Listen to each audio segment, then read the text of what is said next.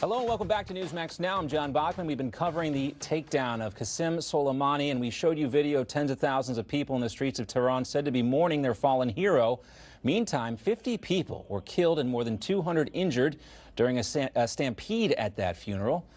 Now, again, this is just one of the consequences of this. We've seen these people in the streets here, but what is really going on in the streets of Tehran? An op-ed in the Washington Post says, "Don't be fooled."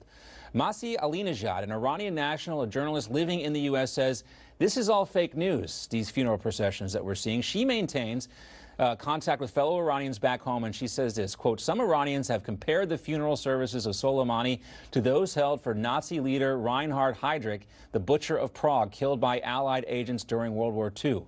Soleimani has killed thousands, many students and pro-democracy protesters in Iran and elsewhere.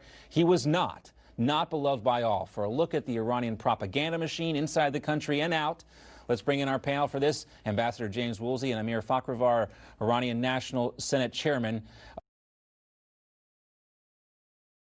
the Iranian National Congress. Jim, Amir, great to have you back with us. Good to be.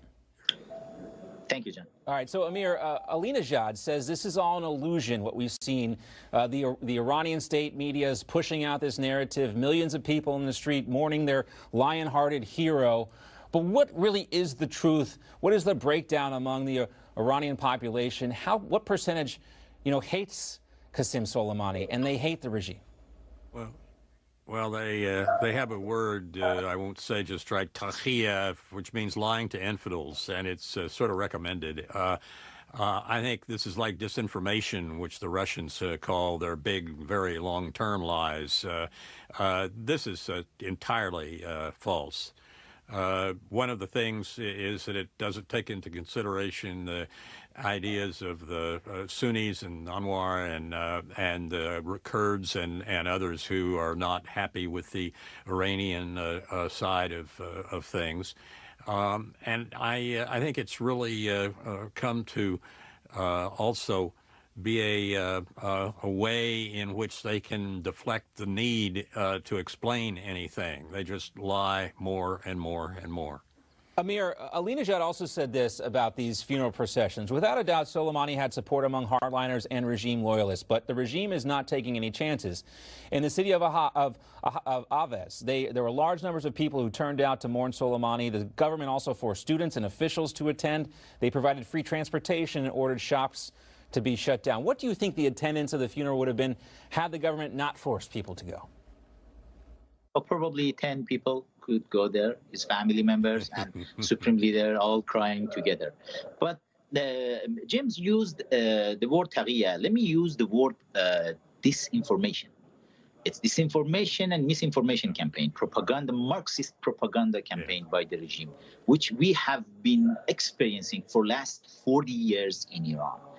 All the time, they with this campaign, regime has two major goals. I'm always saying the mullahs, Iranian mullahs, they're not smart to use these type of tactics. It's exactly Russian KGB's tactics. And as I mentioned in my book, Comrade Ayatollah, Iranian Supreme Leader himself and many of Iranian mullahs who are in power in Iran right now, they have been graduated from Patrice Lumumba University, KGB's spy training school. And they are using tactics. And the other thing, too, guys, is, a few years ago in 2009, we saw probably more people in the streets of Iran protesting the regime there during the Green Revolution. You didn't see the media coverage the same way you see Soleimani's funeral covered. And it's pretty striking, Jim, to look at, the way so many in the big corporate media are just willing to take the handouts from the Iranian state media and present it as if it is fact. Amazing. They are in a number of cases, the mainline media and some of the corporations that are working together with China and other countries trying to get around American sanctions and restrictions. It's really amazing how much in the pockets of the bad guys some of our corporations and some of our government officials are and also our allies too. I mean, we see our European allies. They are more concerned about their business interests in Iran than they are about perhaps what's doing the right thing. Well, they've been reading biographies of Neville Chamberlain and got mixed up. Instead of not acting like Neville Chamberlain, they thought they're supposed to act like Neville Chamberlain. Yeah, there was one striking image too, Amir, just as we wrap up here, wanted to get your take on this. You saw the pictures out of the funeral. Maybe people didn't notice this, but an eagle-eye correspondent for The National, which is a news outlet from the UAE, she pointed out that what she calls one of the great ironies of Soleimani's funeral, his body was carried in a U.S.-made Chevrolet truck and guarded by Iraqi security equipped by U.S. This is the crowd's called America the Great Satan. I mean, irony is maybe not strong enough of a word there, Amir, when you look at this aspect of it.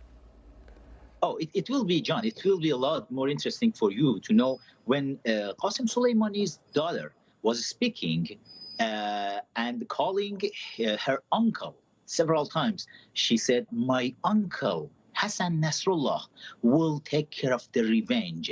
My uncle Bashar Assad will take care of the revenge. My uncle Ismail Haniyeh will take care of the revenge." It's interesting. All of her uncles are not Iranians. All are the terrorists all around the world. But you mentioned something about that's very interesting. The same girl, Qasem Soleimani's daughter, is American citizen. Maybe you don't know that. No, I did not know that. And the terrorists and are funded so well around the world is that the United States has given unmarked $100 bills in many suitcases in response to the nuclear deal. 150 million, was it? Billion. Anyway. Billion, 150 billion, 1.8 billion in cash. Yeah, and we know the Iranian people, they wanted that money spent on domestic issues. It was spent on terrorism instead, and that's why we saw a lot of these anti-Iranian protests. And John, real quickly, Amir, before we have to go. Let me mention 2,500 green cards.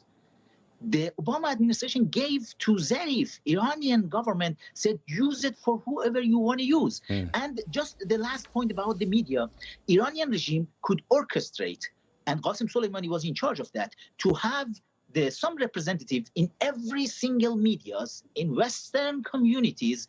Probably just the Fox News and Newsmax, you don't have any representative from them, but every single media, they have regime's representative as their journalists to just make sure these type of situation will have the type of cover regime likes. So that's why we have to keep an eagle eye out for some of this stuff and watch out for propaganda. And we encourage everybody to check out that op-ed in the Washington Post.